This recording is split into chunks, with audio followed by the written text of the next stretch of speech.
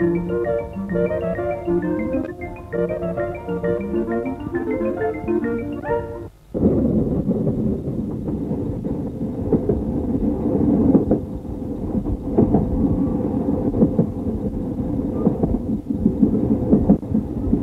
bien voyager, prenez le train. Pas d'énervement sur les routes, pas de poids lourds à doubler. Les tournants sont gommés. Les tunnels sont avalés. La voie est libre. Ainsi va-t-on vers les Pyrénées, de Toulouse à la Tour de Carol, par le tunnel du Puy-Morin, qui débouche sur les hauts plateaux à plus de 1400 mètres. Domaine du soleil, de la neige, de la forêt, de la joie de vivre. Et c'est ici, à la Tour de Carol, gare internationale, que va commencer une visite pas comme les autres. Avec moi, le petit tortillard aux couleurs catalanes. Puisque tu es venu jusqu'ici, je te promets maintenant de pittoresques découvertes.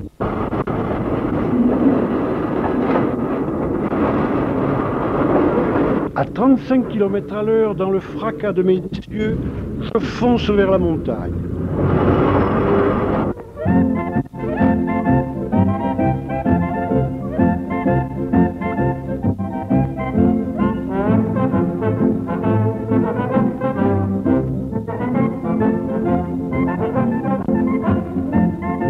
Tu apercevras avec moi des chevaux de la race préhistorique de Mérins. Des villages perchés, la source du Sèvre,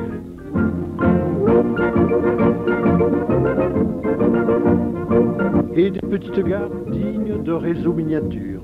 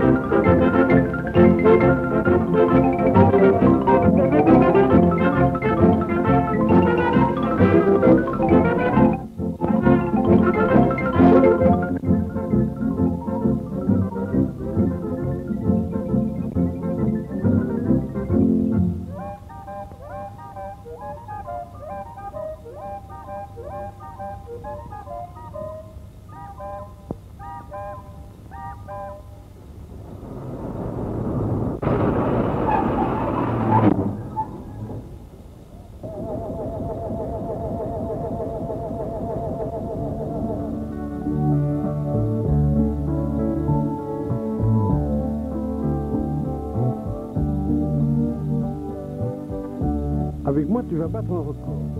Nous monterons jusqu'à la gare la plus haute d'Europe.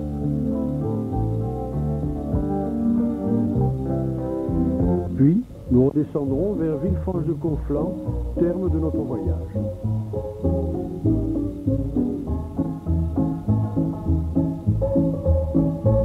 Tu as voulu me connaître? Je ne suis pas le TGV et je ne t'offrirai pas beaucoup de confort. Cramponne-toi, surtout dans les courbes.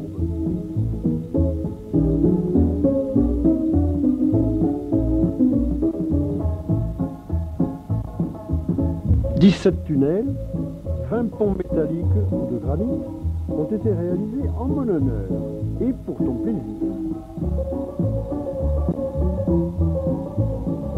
Tu verras aussi quelques très beaux ouvrages d'art comme celui-ci avec sa chevelure de fil de fer. C'est le pont Gisclar qui porte le nom de son constructeur.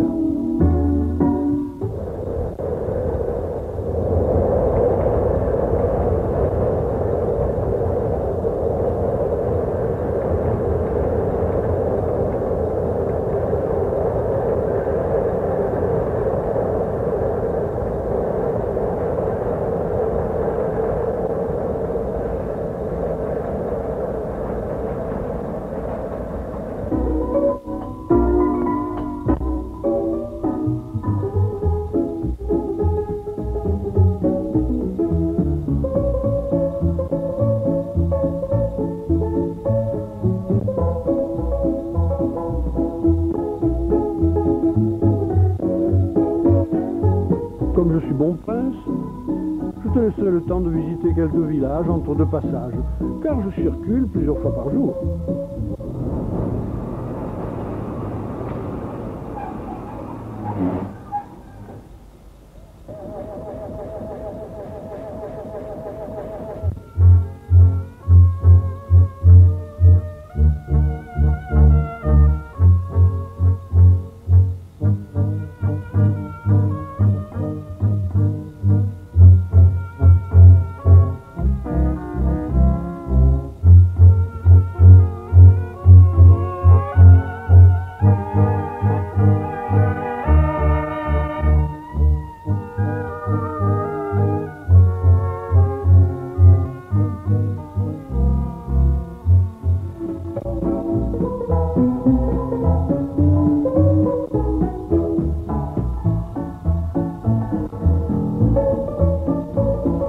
Cette espèce d'aqueduc romain là-bas, c'est le viaduc Séjourné.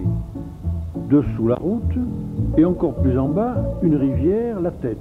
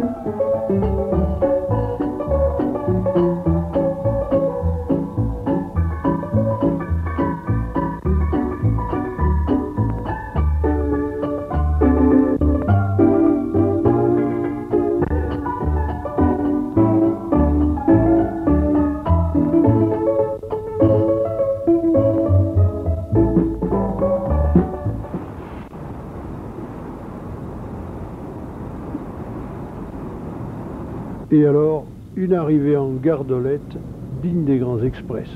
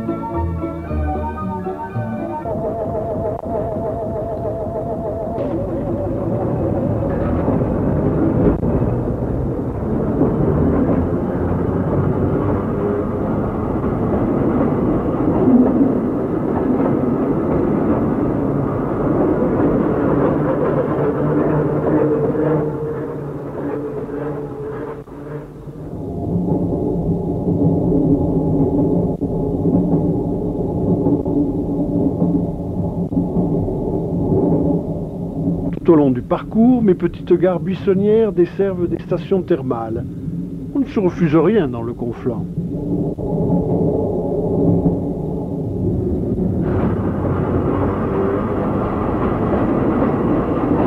Mais il y a mieux encore.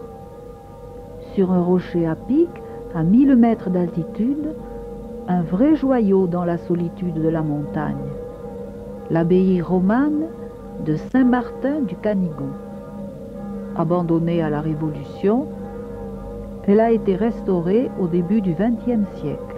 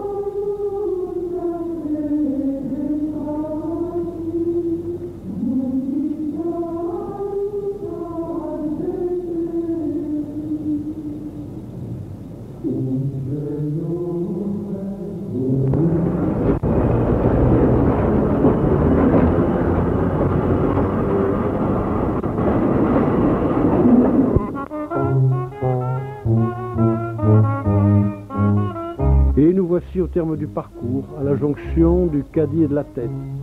Villefranche-de-Conflans, bastonnée par Vauban. Verrou avancé du royaume d'Aragon depuis le XIIIe siècle, la ville fut occupée depuis le traité des Pyrénées en 1659 et jusqu'en 1925 par une garnison française.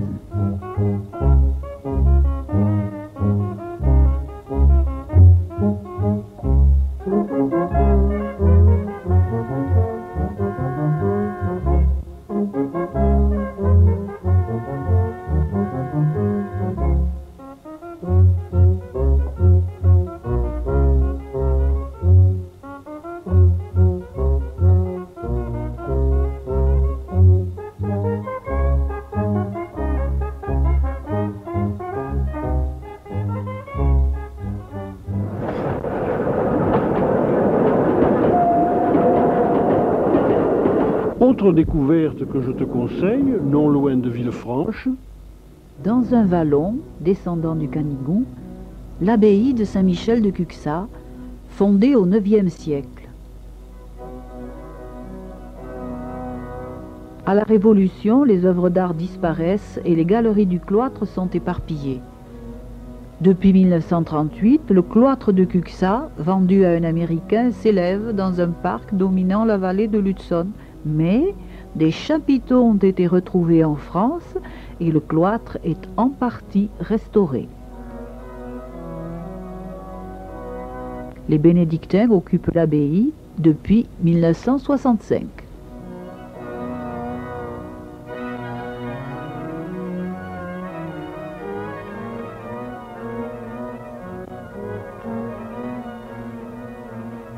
Allez, Adiou, je te laisse. Moi, je m'en vais flâner dans la verdure. L'escapade est terminée. Ce grand train va décidément bien vite.